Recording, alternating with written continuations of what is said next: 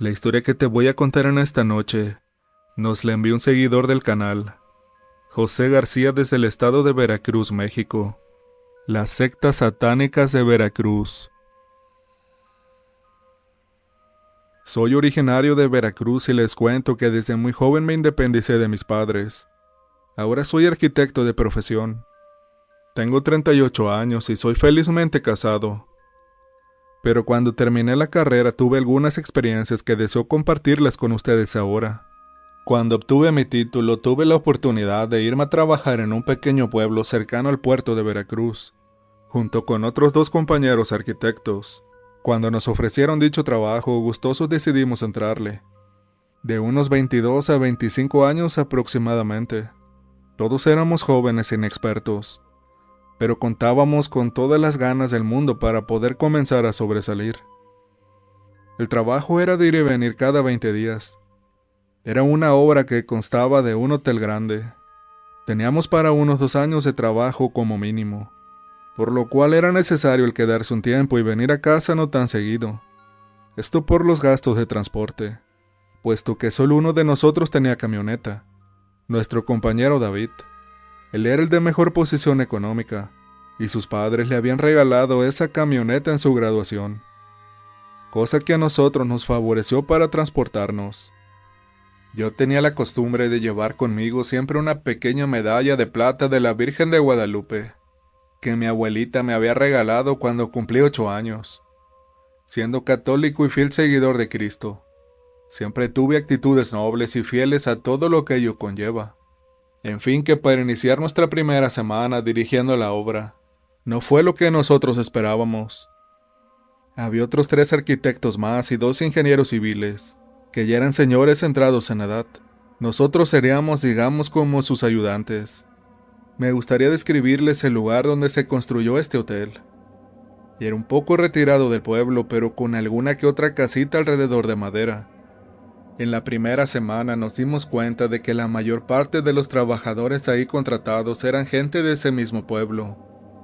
En su mayoría ya señores de más de 50 años, cosa que se nos hizo muy extraño, pues en una obra recién comenzada es más común que los ayudantes de albañilería sean gente joven para aguantar, y más que nada no sobreexponerlos a las labores más pesadas. Y el ingeniero nos presentó con la mayoría de los empleados y demás arquitectos.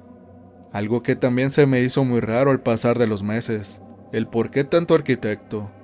El dueño por su parte se decía que era de Alemania, y se notaba ser una gran persona.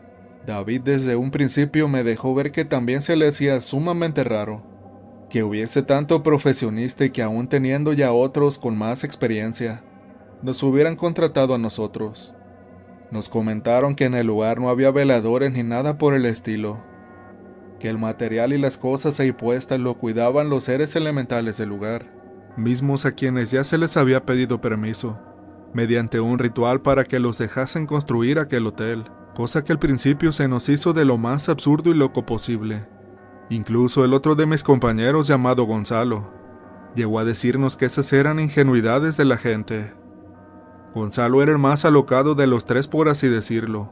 No le tenía miedo al que dirán, y era de los hombres que te decía todo de frente y sin pelos en la lengua. Por nuestra parte, David y yo éramos un poco más calmados. Así pasaron las primeras semanas y regresamos a casa a descansar 3 días. Ya para el siguiente regreso a la obra, teníamos nuestro propio pequeño cuarto de madera improvisado, todo rústico y sin baño. Nuestras necesidades las hacíamos en el monte, pero nada nos importaba. Lo que queríamos era trabajar y de paso vivir experiencias nuevas. Nuestra relación con la gente de la obra, que como ya mencioné era en su mayoría gente ya mayor, era muy buena, aunque no con tanta comunicación.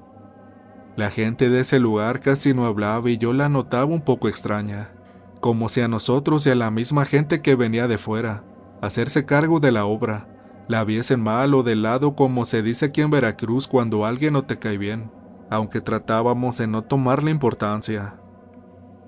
Cierta noche, ya cuando todos se habían retirado a sus casas y solo estábamos mis compañeros y yo, comenzaron a escucharse pequeños silbidos del interior de la bodega, donde se guardaba todo el material.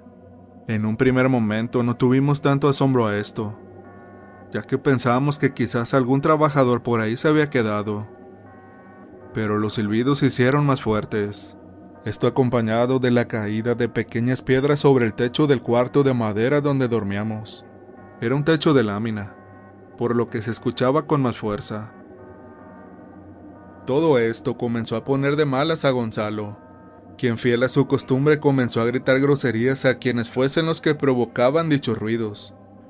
No dejaba de parecer extraño todo aquello, pues aunque no estábamos en medio de la nada, las casas que había por ahí sí estaban un poco retiradas, por lo que era muy poco probable que alguien nos quisiera estar haciendo una broma.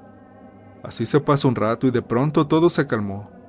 Ya estábamos a punto de dormir cuando de momento se escuchó un fuerte golpe en la puerta del cuarto, misma que estaba hecha de lámina, por lo cual ya se imaginan el ruido que causa. De inmediato Gonzalo salió como fiera enojado, diciendo tanta majadería se le ocurriera, para ver quién había sido el culpable. Pero al abrir la puerta, cosa que hizo escasos segundos después, no había nada. Y fue algo muy raro, puesto que alrededor del cuarto no había dónde esconderse. Salimos los tres a revisar el lugar y aseguramos que no fuera algún niño bromista. Recorrimos gran parte del lugar y las pocas columnas que ya habían en la obra, pero nada. Todo estaba solo. Decidimos regresar al cuarto. Habríamos tardado si acaso unos 25 minutos aproximadamente. Al entrar nos dimos cuenta que todas nuestras cosas estaban tiradas. Las cobijas, zapatos, cajas. Lo que teníamos adentro era un completo desastre. Todo regado por todas partes como si hubieran entrado a robar, revisando detalladamente que no nos faltara nada. Solamente era el gran tiradero y fuera de su lugar, como si hubieran querido algo que no se encontró.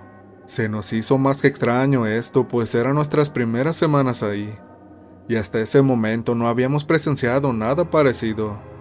El tiempo transcurrió, tal vez un par de meses, y ya se construía la segunda planta. Uno de mis compañeros decidió dejar el trabajo, David, por lo que Gonzalo y yo tuvimos que buscar a alguien que nos llevase y trajera cada vez que nos transportábamos al lugar de trabajo, algo que poco a poco se nos fue haciendo incómodo, ya que no había la manera de darse la comodidad de llevar todas nuestras cosas como con David. Cierto día, justo un sábado por la noche, en una vuelta a casa, un taxista del pueblo que nos llevaba, ya en camino, el cual era de algunas 3 horas, el chofer nos propuso pasar a tomarnos unas cervezas a un lugar donde se la pasaba muy bien, según comentó. Sin más le dijimos que sí. El taxista se desvió un poco a un camino en medio de unos cañaverales. Unos 20 minutos de recorrido para llegar a una pequeña cabaña, que se miraba ya muy carcomida por los años y la humedad, justo a la orilla de un pequeño limonar. Alrededor de esta habían algunos caballos amarrados y un bocho, señal de que sí era un lugar concurrido, a pesar de aparentar lo contrario con su fachada. Gonzalo y yo teníamos nuestras dudas de bajarnos o no para entrar al lugar, cosa que cambió por completo cuando vimos salir del interior de la cabaña a una linda muchacha, con un delantal y unas botellas de cerveza en la mano, por lo que de inmediato mi amigo y yo nos dirigimos hacia el lugar, mientras que el chofer nos decía que nos adelantáramos, que ahí nos alcanzaba, que iba al baño. Para esto mi compañero y yo, ya estando adentro, notamos que en efecto había alguno que otro hombre ahí tomando cerveza, y lo que parecía ser mezcal. En la barra estaban un par de señores y algo mayores. Se veían algo serios y con la mirada fija en nosotros dos desde que entramos. Al centro del lugar había un par de mesas viejas y remendadas. Nos sentamos mientras que uno de los señores se nos acercó y nos dijo que si queríamos tomar algo, a lo que le respondí que sí, pero que íbamos a esperar al chofer que nos había llevado al lugar.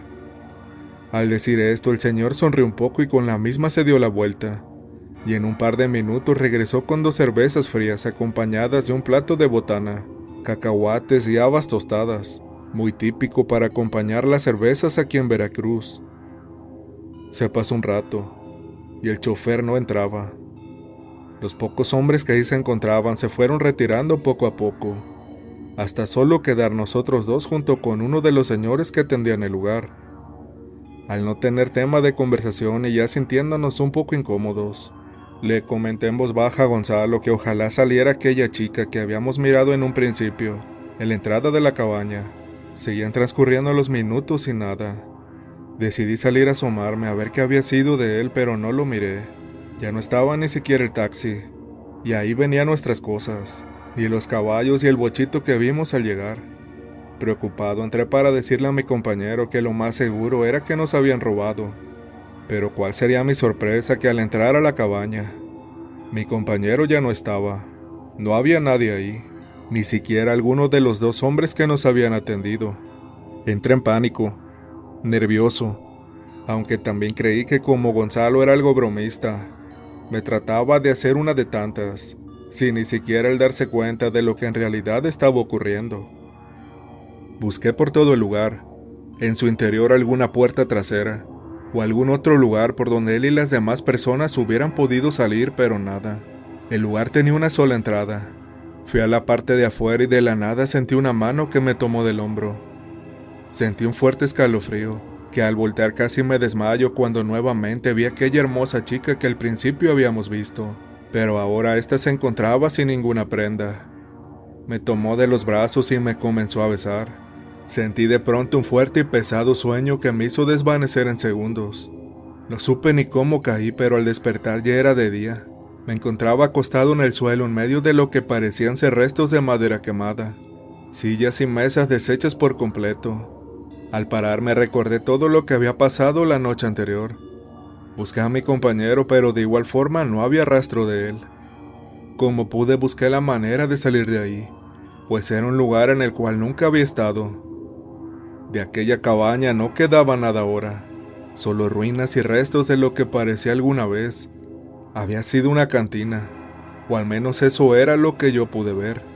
Luego de un rato de caminar y no encontrar nada, pude ver a lo lejos a un jornalero que ordeñaba sus cabras. Al acercarme a él vi cómo éste desenfundó su machete. Le dije que yo solo requería ayuda, que quería encontrar el camino de regreso a casa, o por lo menos la carretera principal. Pero esta persona estaba necia en amenazarme y decirme que saliera de su terreno. Alcancé a escuchar que me decía que ya estaba cansado de los desaparecidos y que usaran sus terrenos para sus fechorías. Todo eso era muy raro para mí. Yo no entendía nada. Solo hice caso a lo que me dijo y decidí alejarme de ahí. Después de caminar otro par de horas más, como pude llegué a un pequeño lugar donde había varias personas. Estas al verme ahora sí se acercaron a mí y me preguntaron que si estaba bien. Miré que uno de ellos sacó un arma y me preguntó muy seriamente si venían tras de mí y que cuántos eran. Otro de los hombres que ahí encontré. Escuché que les decía a los demás que buscaran a la policía. Sinceramente no entendía nada. Pensé que solo se burlaban de mí intentando confundirme más con mi situación. Pero poco a poco me di cuenta de que algo ahí estaba pasando.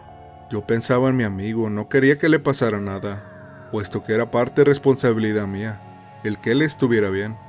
Intentando mantener la calma, le pregunté a esas personas que por respeto no diré su nombre. Lo único que puedo decir ahora es que ahí también había mujeres quienes me dijeron que todas esas personas del hotel que se estaba construyendo en aquel momento eran personas pertenecientes a sectas satánicas o grupos en donde se le rendía culto al mismísimo diablo, y que en ese lugar en donde habían decidido construir el hotel estaba destinado a no terminarse nunca, que su mayor objetivo de ello era engañar a personas jóvenes en especial para ser entregados al demonio, ya fueran rituales directos o con accidentes muy bien planeados, junto con brujos de la zona. Me dijeron que yo había tenido mucha suerte de salir con vida, pero que por mi seguridad no dijera nada, ya que ya les había dicho lo de mi amigo, lo de aquella cabaña y su rara desaparición. Después de escuchar todo eso, yo no estaba tan seguro de ello. Más bien creía que se lo habían llevado por la fuerza. Así que en cuanto pude salir de ahí, llegué a mi casa. Comuniqué esto a la familia de mi compañero, por lo que de inmediato se le dio aviso a la policía. Pero algo sumamente extraño fue que no les tomaron muy en serio el caso. Inclusive jamás inició una carpeta de investigación por ese rapto, por lo que la misma familia de mi amigo tomó cartas en el asunto y decidieron investigar por su propia cuenta. Entonces fue cuando me di cuenta que todo lo que me habían dicho aquellas personas en el bosque, donde aquella mentada cabaña, podría ser tan real como la desaparición de Gonzalo, quien para ese momento ya tenía un par de semanas desaparecido. No se tenía rastro de él ni sabíamos nada. Intenté dar con el taxista que nos llevó a aquel lugar por medio de otros taxistas, pero pareciera como si este no existiera. Sus características y el número de taxi jamás se encontró. Algo sumamente raro, pues uno de los empleados del hotel días atrás nos había comentado que era una persona de mucha confianza. Se pasaron los meses y no había nada nuevo sobre mi amigo. Su familia intentó rescatar información mediante terceros en aquel hotel, pero misteriosamente dejó de ser construido tiempo después. Ni el personal ni los arquitectos que conocimos al llegar ahí se volvieron a ver jamás. Con el tiempo el caso de mi amigo se fue diluyendo, puesto que su familia y la mía comenzaron a recibir amenazas hacia nuevos miembros de la familia, por lo que decidimos mutuamente dejar el caso unos meses, pero no perdíamos las esperanzas de verlo vivo. Sus padres estaban desolados, puesto que tiempo después se comenzó a rumorar de casos parecidos de jóvenes desaparecidos misteriosamente, pero ahora con lujo de detalles. Muchos decían y aseguraban lo que a nosotros nos habían dicho, que eran sectas dedicadas al rapto y a ofrecer a jóvenes en rituales satánicos. Incluso en un pueblo muy cercano se habrían encontrado restos humanos, que lograron identificar como ciudadanos extranjeros quienes habían sido reportados como desaparecidos meses atrás. Su desaparición fue encubierta por las autoridades locales de aquel lugar. Así pasaron los meses y aquel hotel en construcción quedó repentinamente sin continuar. Todo se paró, y con el tiempo todo fue demolido. De Gonzalo no se sabía nada. Se seguía haciendo una búsqueda discreta por parte de su familia y amigos. Por mi parte, no dejé de recibir llamadas a mi casa de números desconocidos, en donde me dejaban claro que no siguiera más con su búsqueda, y que no debía decir nada de lo poco o mucho que yo supiera, pero yo de antemano sabía que la mayoría de todo el asunto estaba ligado o tenía que ver con las autoridades de aquel lugar, que también tenían mucho que ver con la desaparición y el encubrimiento del rapto de mi compañero. Vivía tranquilo y por una muy extraña razón después de todo eso, se me hizo muy difícil encontrar trabajo. No podía durar en una obra y por los más tontos y absurdos motivos terminaba renunciando, o simplemente me daban las gracias sin explicación alguna. Por las noches soñaba con mi amigo en aquella cabaña, y esa mujer hermosa que en muchos de sus sueños no era más que una mujer anciana y acabada por los años ya, con unas vestimentas muy antiguas y unas garras enormes, un pelo muy largo, y lo que más terror me causaba era su cara llena de gusanos y unos ojos más negros que la misma noche. Se pasó un año aproximadamente de la desaparición de mi amigo, y con ello sus familiares decidieron hacer una misa en su honor, pues a decir verdad ellos, si bien no lo decían, tenían muy en cuenta que él quizás ya no estaba en este mundo. Cierto día llegó una carta a la casa de los padres de Gonzalo, en donde se les decía que su hijo estaba raptado, y se pedían 300,000 pesos por su rescate, algo así como $18,000 aproximadamente. Inmediatamente sus padres intentaron tener contacto con la policía, pero al recordar las amenazas pasadas se tomó la decisión de llevar el caso por su propia cuenta. Después de 2 días se juntó la cantidad pedida, y se llevó el dinero a donde se acordó con los supuestos criminales. Para esto se tenía que ir únicamente 2 personas a un cerro muy retirado del pueblo. Por extrañas razones los criminales no quisieron alguna transferencia o dinero en efectivo, sino que más bien todo el dinero fue llevado en monedas y objetos de oro, lo equivalente a la cantidad pedida por el rescate de Gonzalo. Todo esto debía ser ya entrada la noche, y a bordo de 2 caballos. Los plagiarios también pidieron que no deberían ser acompañados por nadie, pues serían vigilados durante todo el trayecto hasta dicho cerro, en donde supuestamente se les entregaría con vida a Gonzalo. El padre de mi amigo decidió que fuéramos yo y uno de sus hermanos, que por obvias razones no diré su nombre. En un principio yo estaba muy temeroso. No quería ir realmente, pero su padre me había explicado en secreto que una de las condiciones para liberar a mi amigo era que yo fuese uno de los que tenían que subir por su rescate. Esto lo hicimos un día domingo por la noche. Al lomo de 2 caballos, su hermano y yo emprendimos el viaje al cerro, con todas las esperanzas de que todo fuera verdad, puesto que por todo lo que habíamos vivido sería mucha ganancia lo que ahí sucediera. pero también sin dejar de lado que esto pudiera ser una trampa, y el no regresar a casa también sonaba no tan lejano. El camino era de tierra y lodo por el clima. El hermano de mi compañero no era muy de mi agrado. Jamás nos habíamos llevado bien, pero el entorno y la situación hizo que nos enfrascáramos en una plática amena. Sin tocar para nada el tema, solo nos enfocamos en lo feo del camino y la total obscuridad de este. Al pasar unos 30 minutos comenzaron a escucharse ruidos atrás de nosotros, como cuando saltan en los charcos de agua. Delante nuestro se comenzó a escuchar el relinche de unos caballos, algo que no nos asustó más allá, puesto que allí eran caminos pequeños donde solo se podía andar a pie o a caballo. Con la mirada al frente vimos que entre la oscuridad de la noche se acercaban un par de hombres montados en esos caballos que habíamos escuchado. Se acercaron a nosotros y nos dijeron que los teníamos que seguir. A decir verdad, no habíamos recibido tantas indicaciones a la hora de llegar al cerro. Todo esto se nos comenzó a hacer algo raro, pues en ningún momento estos hombres nos preguntaron del oro ni nada por el estilo. Los hombres parecían tener la mirada perdida, y su voz se les escuchaba como hueca, como si se encontraran lejos. Pero ya estábamos ahí, y no podíamos hacer nada más que seguirlos y así lo tuvimos que hacer. Para esto nos desviamos a un pequeño sendero donde se hizo aún más oscura la visibilidad. Luego de una hora más de camino pudimos llegar a donde supuestamente estaría Gonzalo. Estando ahí unos hombres más salieron de lo que parecía ser una cueva, un orificio al lado de una gran piedra, y ahí fue cuando nos dieron la orden que nos arrodilláramos. Estos hombres traían capuchas y armas. Pensamos que ahí acabaría todo, que había sido una simple trampa. Nos amarraron de las manos mientras que otros tipos más tomaban la mochila donde llevábamos el oro. Nos vendaron los ojos y nos llevaron adentro de lo que yo creí que era una cueva. Adentro de aquel lugar olía horrible, como a carne podrida, orines y a heces fecales. No pude evitar llorar y sentirme tan mal, culpable del dolor y desgracia que les iba a causar a mis padres por mi inminente muerte. Al menos eso pensaba hasta aquel momento. Luego de un rato sentí cómo me quitaban mis prendas. Me recostaron completamente sin ropa en una mesa muy fría. Esta parecía estar hecha como de roca o mármol, un material muy frío. Del otro lado del lugar comencé a escuchar los gritos del hermano de mi amigo. Me sentía muy mal. Estaba totalmente asustado ahora, aterrado, pero eso mismo me hizo quedar en shock. No podía hacer nada más que esperar mi final.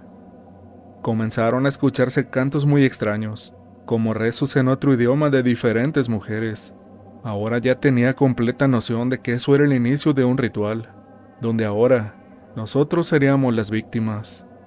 Pasarían algunos 10 minutos cuando se escucharon de pronto tiros. Las personas que nos tenían ahí comenzaron a salir y los cantos pararon. Todo quedó en silencio adentro. Intenté zafarme de mis amarres, pero no pude. Mientras que también se dejó de escuchar al hermano de Gonzalo, lo que me hizo pensar lo peor. Yo pensaba que a él ya lo habían ofrendado, pero luego de unos minutos más escuché unas voces conocidas y los tiros cesaron. Me comenzaron a desatar y me quitaban la venda de los ojos.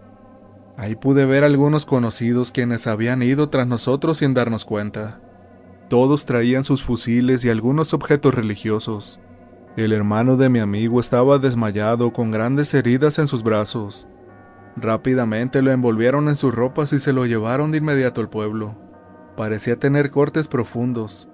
Yo solo tenía un pequeño corte en mi espalda. En el piso tirado había 3 hombres mayores con capas negras.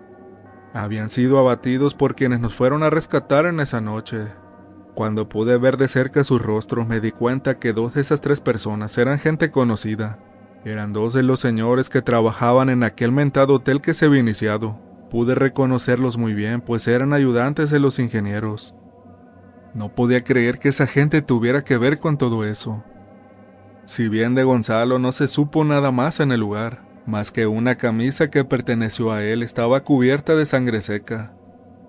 Y coincidente el tiempo que tenía de desaparecido. Luego de un tiempo se pudo llegar a la conclusión mediante una prueba de ADN. Que si era su sangre. Todo aquel acontecimiento quedó, o al menos se trató, de que todo fuera discreto. Nuevamente, meses después, aquel asunto salió a la luz, y volvimos a recibir amenazas, pero peor ahora, pues unos primos de mi amigo Gonzalo, quienes nos habían ido a rescatar en aquella ocasión, fueron golpeados adentro de sus hogares hasta casi acabar con ellos. Por eso nos dimos cuenta que esa secta tenía todo arreglado con las autoridades para cometer sus crímenes, por lo que ante la ley todos nosotros estábamos indefensos. Así que en conjunto y por decisión mutua, decidimos irnos todos del pueblo. La familia de Gonzalo aún sigue con la esperanza de volver a saber de él un día, pues jamás encontraron su cuerpo. Aunque la verdad es que yo estoy casi seguro que él fue ofrendado en alguno de aquellos malditos rituales. Aunque esto ya tiene unos años que pasó, hoy en día las cosas no han cambiado mucho, pues he sabido que raptos de personas siguen para los cultos satánicos, los cuales cada vez son más frecuentes. Esto le acaba de pasar al novio de una amiga, quien recientemente había llegado del extranjero, y hasta la fecha no se sabe nada de él. Desde el mes de febrero del presente año, solo se encontró su camioneta en el monte, con marcas y señas satánicas.